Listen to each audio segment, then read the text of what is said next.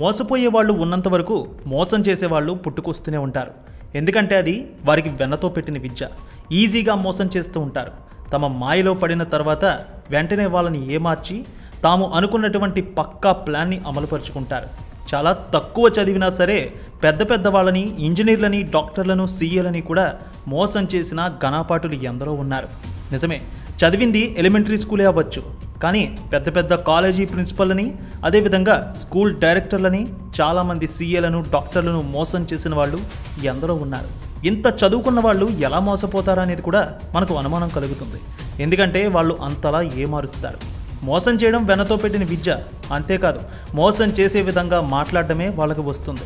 అవతల వాళ్ళని తమ బుట్టలో వేసుకునేలాగా పక్కాగా స్కెచ్ని అమలుపరుస్తారు. తాజాగా అదే జరిగింది. ఆమె వలలో పడి ఏకంగా లక్షల రూపాయలు పోగొట్టుకున్న వాళ్ళు చాలామంది ఉన్నారు. ఇప్పుడు పోలీస్ స్టేషన్కి వచ్చి మోసపోయామని మమ్మల్ని సేవ్ చేయండి అంటూ పోలీసుల దగ్గరకు వచ్చి స్టేషన్లో కేసులు పెడుతున్నారు. ఇంతకీ ఎవరామె? ఆమె చేసిన మోసం ఏమిటి? చదివింది 5వ తరగతి అయినా ఇంత హై క్లాస్గా ఎలా మోసం చేస్తోందనేది వింటే నిజంగా షాక్ అవ్వాల్సిందే. ఎందుకంటే కంప్లైంట్ తీసుకున్న పోలీసులు కూడా షాక్ అవుతున్నారు. ఆమె పెద్ద జగజ్జంత్రి అని అర్థమవుతోంది. కృష్ణా జిల్లాకు చెందిన ఓ మహిళ మైలవరం, విజయవాడ నగరంలో పలువురు ప్రముఖులని ఈ మాయలేడి లక్షల రూపాయలు తీసుకొని మోసగించింది. ఎందుకంటే ఈ విషయం వింటే మీరు కూడా ఆశ్చర్యపోతారు. ఆమె వేసే స్కెచ్ ఇంత అంతా కాదు, పైకి చాలా హైఫైగా కనిపిస్తుంది. ఎంతో నాలెడ్జ్ ఉన్నటువంటి అమ్మాయిగా మాట్లాడుతుంది. ఈ మహిళతో కాసేపు మాట్లాడితే చాలు ఇంత నాలెడ్జ్ మనకు వస్తుందా అనుకుంటారు.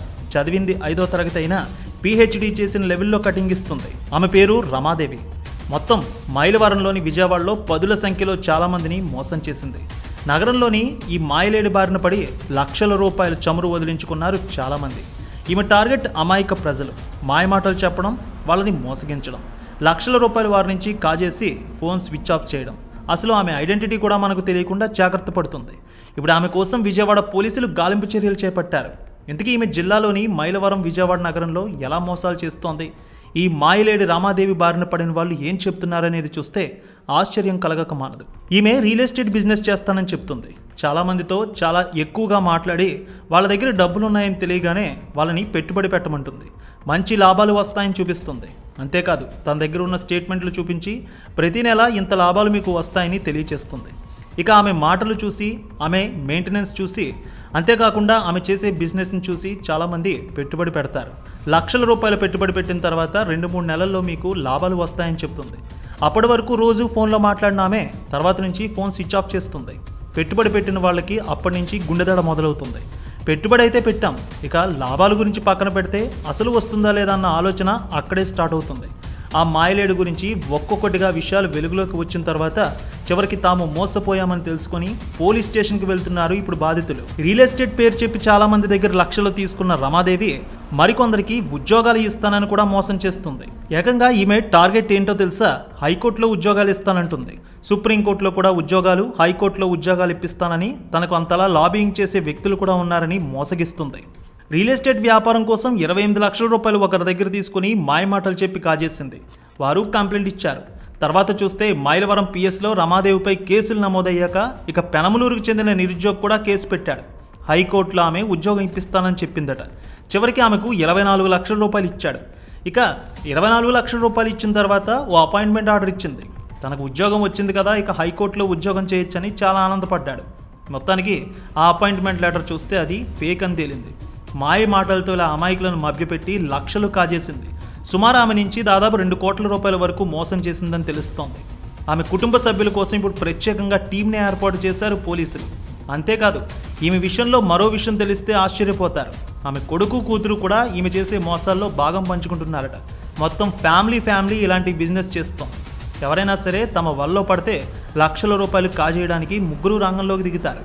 కారు మెయింటెనెన్స్, మొబైల్స్, గాడ్జెట్స్ అన్నీ కూడా చాలా కాస్ట్లీగా కనిపిస్తారు. అవతల వాళ్ళు నమ్మేలా వీరి మాటలు, వీరి ప్రవర్తన ఉంటాయి. అంతేకాదు, చాలా రిచ్గా మెయింటైన్ చేసినట్టు కటింగ్ ఇస్తారు. చివరికి ప్రజల సొమ్ముతోనే ఇలాంటి జల్సాలు చేస్తున్నారు ఈమె కొడుకు, కూతురు. 72 లక్షల రూపాయల వరకు కాజేసినట్టు తెలుస్తోంది. దాదాపు రియల్ ఎస్టేట్ పేరు చెప్పి 72 లక్షల రూపాయలు కాజేసినట్టు రమాదేవి పరారైనట్టు పోలీసులకు తెలిసింది. ఇక్కడి వరకు బాగానే ఉంది. ఇప్పుడు ఆమె కోసం పోలీసులు వెతుకుతున్నారు. కానీ తాజాగా మరో విషయం బయటపడింది. ఈ 5వ తరగతి కూడా పాస్ కాని ఈమె స్కెచ్లు వేస్తూ విజయవాడ నుంచి ఇప్పుడు హైదరాబాద్కి వచ్చేసిందట. ఇప్పుడు హైదరాబాద్లో మకాం పెట్టింది. ఎక్కడ ఎంతమందిని మోసం చేస్తుందా అని ఇప్పుడు పోలీసులు ఆలోచనలో ఉన్నారు. ఆమె ఎక్కడ ఉంటుందో తెలుసుకునే పనిలో పడ్డారు. ప్రత్యేకంగా టీంని ఏర్పాటు చేసి హైదరాబాద్లో ఆమె ఎక్కడ ఉంటుందో తెలుసుకోమన్నారు. ఇక ఆమె కొడుకు కూతురిపై కూడా కేసులు నమోదు చేశారు. రమాదేవి గతంలో కూడా ఇలాంటి మోసాలకు పాల్పడినట్టు తెలుస్తోంది. అయితే ఏ టౌన్స్లో ఆమె ఇలాంటి మోసాలకు పాల్పడిందనే విషయాలు కూడా పోలీసులు ఆయా పోలీస్ స్టేషన్లో ఉన్న కేసులు బట్టి తెలుసుకుంటున్నారు. ఇప్పటికే పెనమలూరు పోలీసులు సస్పెక్ట్ షీట్ అయితే తెరిచారు. ఉద్యోగాలు, రియల్ ఎస్టేట్ మోసాలతో దాదాపు లక్షల రూపాయలు కాజేసినట్టు కేసు అయితే నమోదైంది. సో హైదరాబాద్లో ఉండేవాళ్ళు చాలా జాగ్రత్తగా ఉండండి. పేరు మార్చుకొని కొత్త పేరుతో అక్కడ మకాం పెట్టింది. హైదరాబాద్లో ఉండే ప్రజలను కూడా మోసగించేందుకు సిద్ధమవుతోంది. విజయవాడలో అయిపోయింది. ఇక తెలంగాణకు వచ్చి హైదరాబాద్లో మకాం పెట్టి ఇక్కడ ఎవరైనా అమాయకులు ఉంటే వాళ్ళని దోచుకుందామని పక్కా స్కెచ్ వేశారు వీళ్ళ ముగ్గురు కూడా.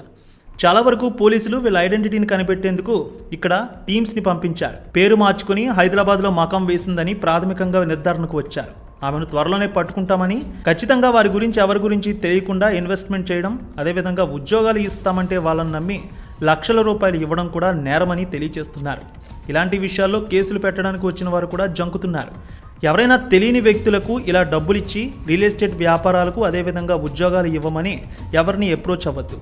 ఇలాంటివి ఎట్టి పరిస్థితుల్లోనూ జరగవు. ప్రభుత్వ ఉద్యోగాలు అలా వచ్చే పరిస్థితి లేదు. ప్రజలెవరూ కూడా ఇలాంటి వారిని నమ్మి డబ్బులు ఇవ్వడం, రియల్ ఎస్టేట్లో పెట్టుబడులు పెట్టి భారీ లాభాలు వస్తాయని ఆశించడం తెలియని వారితో చేయొద్దని పోలీసులు తెలియజేస్తున్నారు. మొత్తానికి మైలవరం, అదేవిధంగా పెనమలూరు, విజయవాడకు చెందిన చాలామంది ఈమె బారిన పడ్డారు. వీళ్ళందరూ కూడా ఇప్పుడు పోలీస్ స్టేషన్కు వచ్చి కేసులు పెడుతున్నారు.